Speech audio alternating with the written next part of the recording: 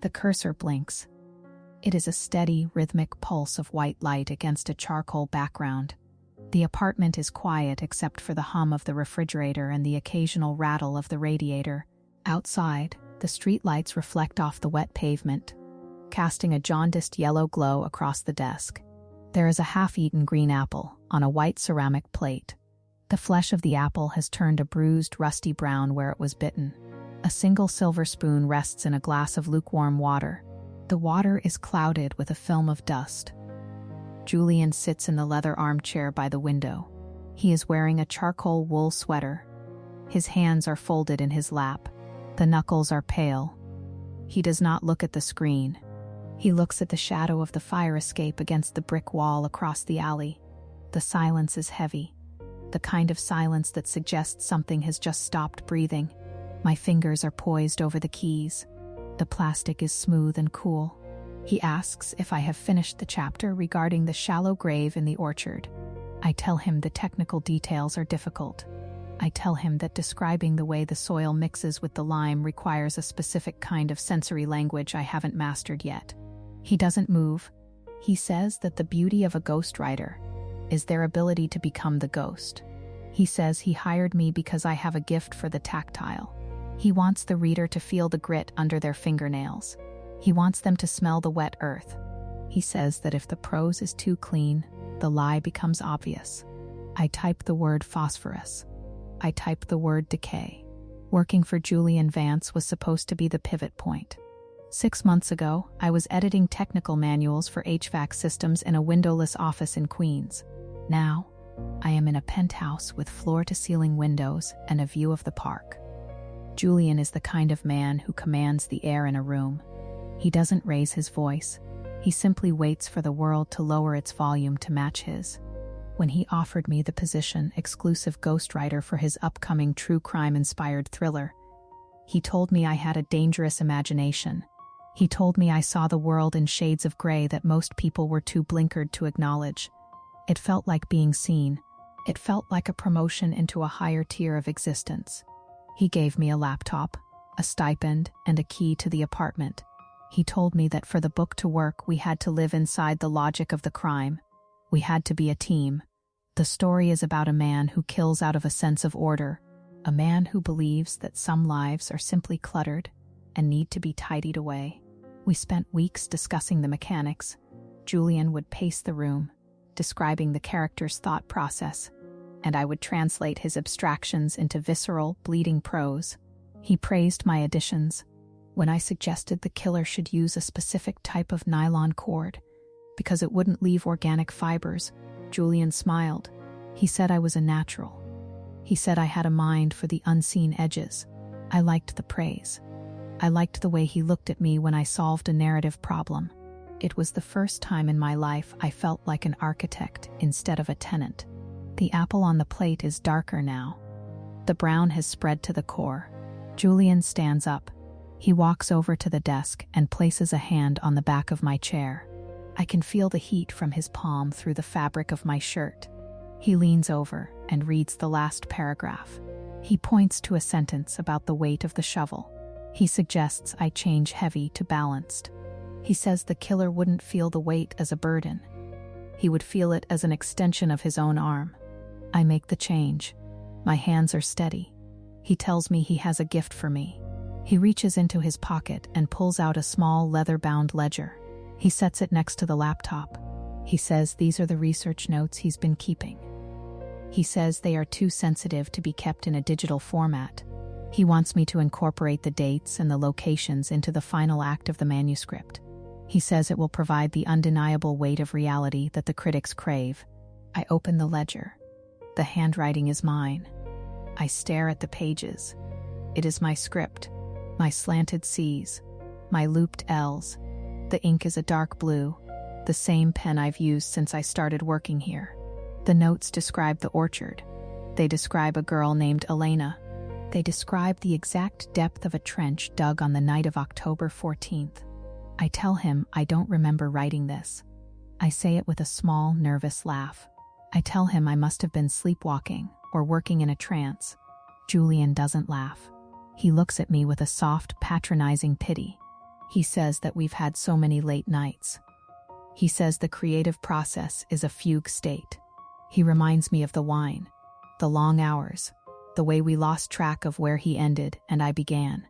He tells me that the ledger is the blueprint. He says he was so impressed by my initiative that he decided to let me take the lead on the logistics.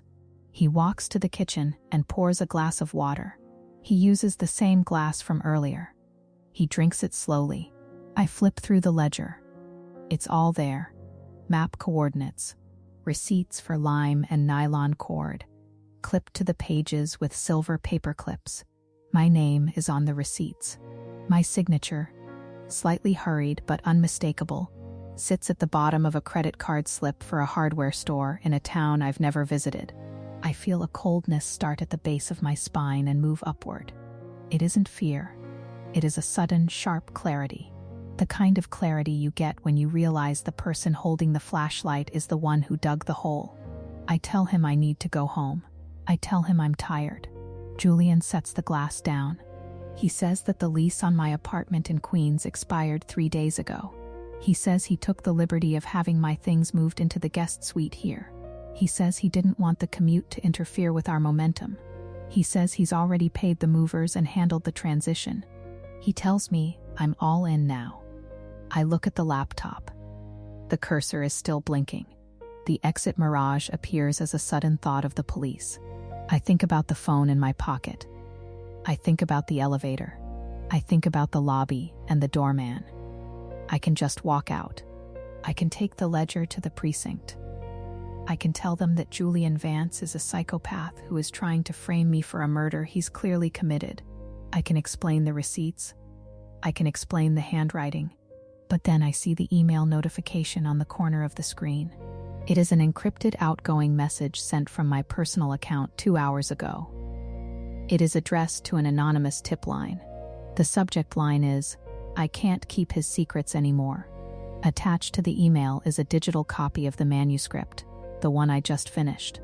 The one where the killer's internal monologue matches the specific idiosyncratic psychological profile I developed during our brainstorming sessions. In the manuscript, the narrator describes the thrill of the collaboration. The narrator describes how she convinced a famous author to lend his name to her crimes so she could see them in print. I realize then that the manuscript isn't a thriller. It's a confession written in the first person. And because I am the ghostwriter, because I am the one who typed every word, the metadata on the file belongs to me. The IP address belongs to this apartment, where I have been living for weeks. The research in the ledger is in my hand. The cost of leaving is the rest of my life. Julian sits back down in the armchair. He looks relaxed. He looks like a man who has successfully finished a long, difficult project.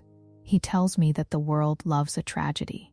He says that a brilliant young writer losing her mind and turning her fiction into a dark reality is a story that will sell millions of copies.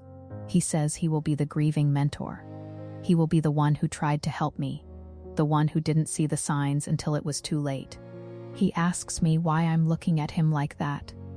He says he thought this is what I wanted, to be famous, to be recognized, to be part of something that actually matters.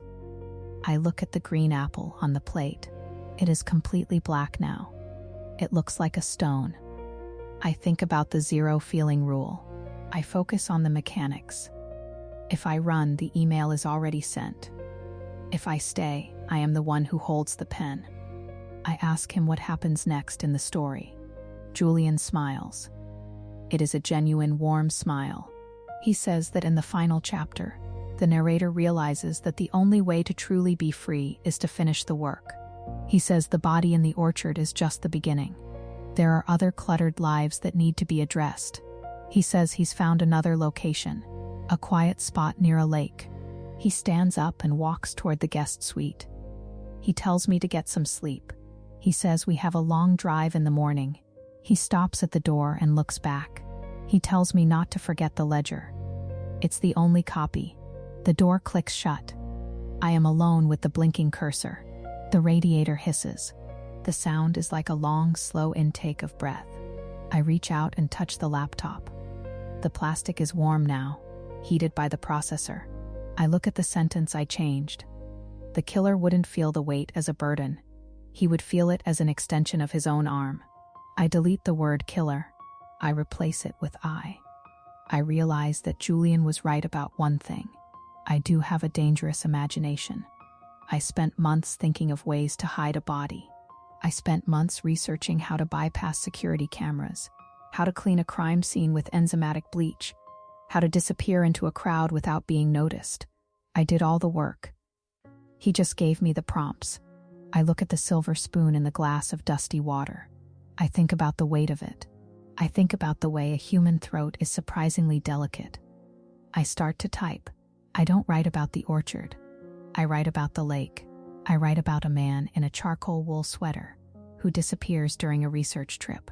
I write about a tragic accident. I write about a ghost who finally decides to stop being a ghost. The prose is tactile. It is visceral. I describe the sound of the water hitting the shore. I describe the way the light catches on a silver spoon. The failure point was 6 months ago when I first stepped into this apartment. The success point is right now. I hear him moving in the other room. The floorboards creak. He is brushing his teeth. He is setting his watch. He is preparing for a tomorrow that I am currently rewriting. I type faster. The words flow easily now.